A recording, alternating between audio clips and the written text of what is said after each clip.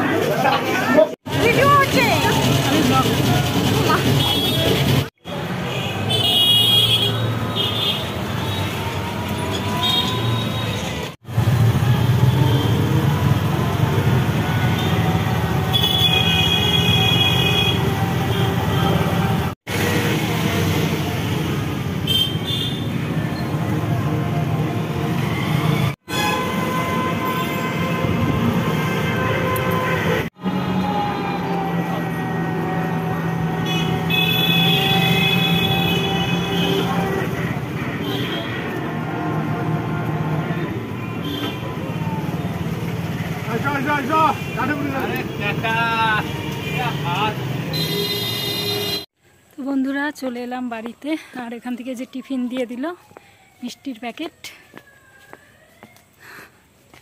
এখন বাড়ির গলিতে।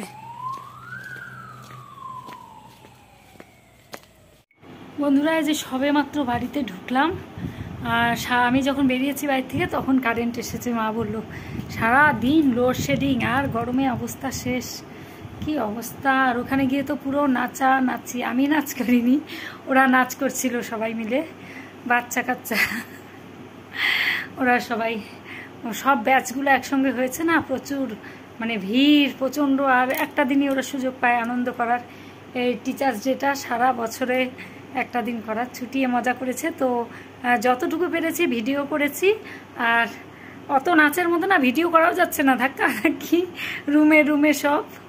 তো বাড়ি চলে এলাম, এখন হাত মুখ ধুয়ে কাপড় টাপড় সব ছেড়ে নেব, প্রচণ্ড গরম লাগছে। আর ছেলে আর ভাস্তি তো কলেজে গেছে, ওদের তো টিচার্স ডে ওখানে হলো, ওরাও বেশ মজা করছে ওখানে। আর ওদের ট্রেনিং হচ্ছে, ট্রেনিংয়ের মধ্যেই মানে মাঝখানে টিফিন পিরিয়ডে ওদের হয়েছে। তো ফোন করব যে কখন বাড়ি আসবে। তো ঠিক আছে বন্ধুরা, এখন বাজে সন্ধ্যে 7:30, আর এই যে এখন পাঁপড় ভাজা করছি চায়ের সঙ্গে খাওয়ার জন্য, এটা আমাদের ভেজে নামাচ্ছি।